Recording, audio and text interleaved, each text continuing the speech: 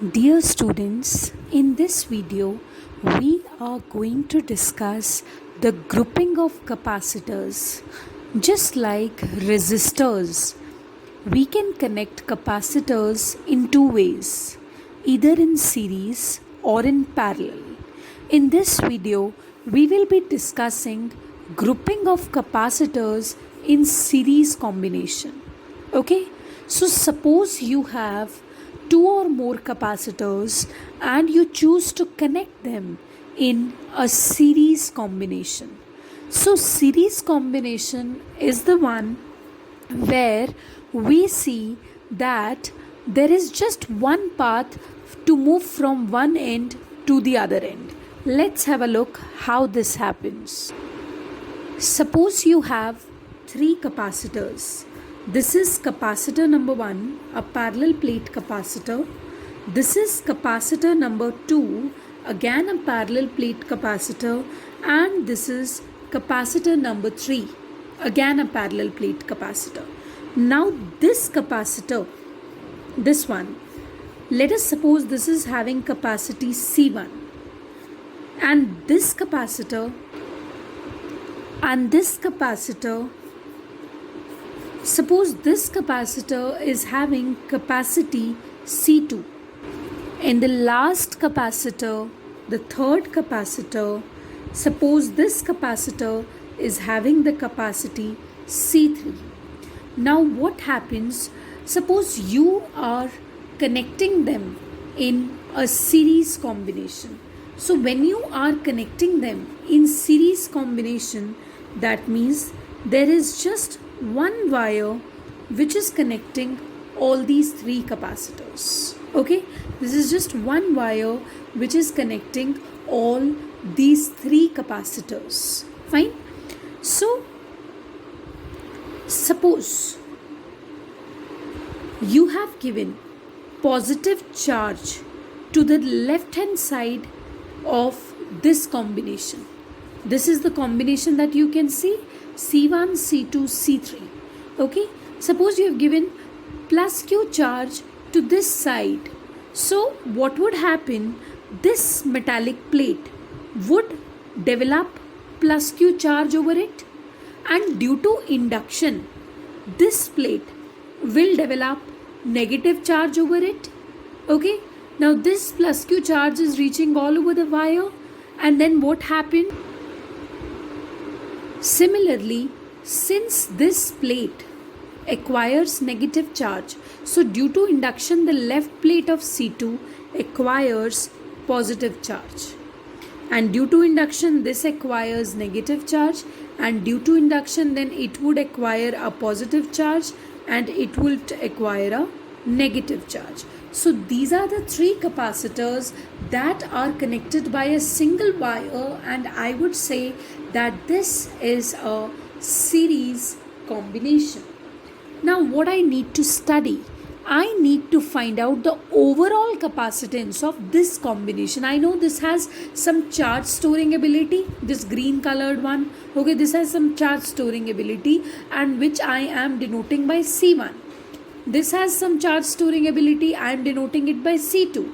This has some charge storing ability and I am denoting it by C3. Now the question is, when these three capacitors are connected in a series combination, kindly tell us what would be the capacitance overall of this overall combination.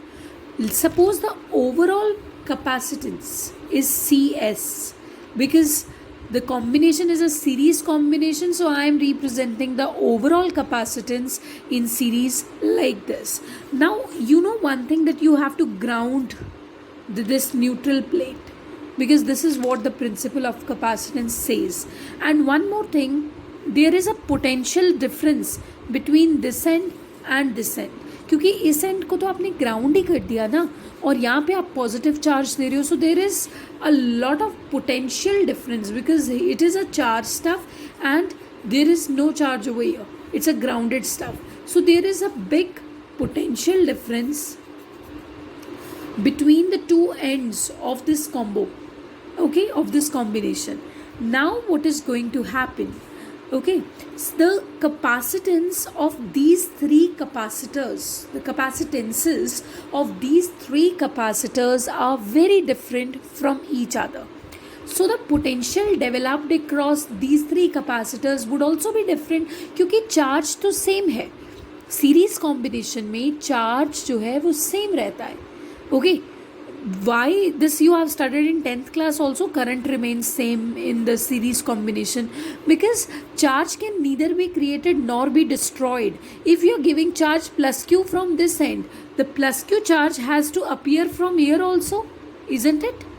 It cannot be lost in between because charge cannot be destroyed. So the same charge is given to all the three capacitors, but since their capacities are different, so what would happen? The potential developed across these three capacitors would be different because C is equals to charge upon potential. अगर capacitance same नहीं है, different है, but charge same है, तो कुछ और भी तो different होगा. So for this capacitor, potential developed is V1. For this capacitor, potential developed is V2. For this capacitor, potential developed is V3. You got my point? So C1 is equals to Q by V1, C2 is equals to Q by V2, C3 is equals to Q by V3. So these are the capacitance. Now we will be seeing the overall capacitance, right? Now what do you know about potential? What do you know?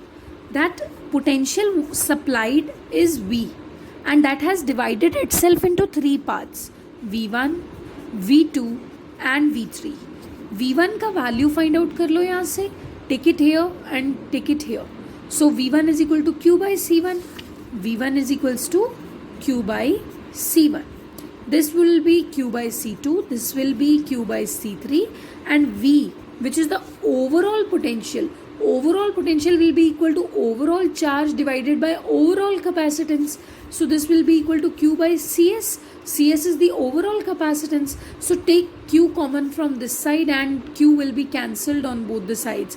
1 by CS equals to 1 by C1, 1 by C2, 1 by C3. So you are left with this. This means when the capacitors are connected in series, the overall capacitance would be given by this relation. Don't you think that this relation resembles the relation that you had studied in class 10th?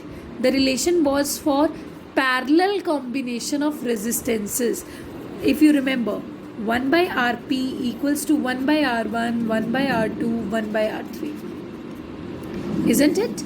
So जो resistances के parallel combination में result आता था वो capacitances के series combination में वैसा result something which closely resembles, you know, so that result we get over here.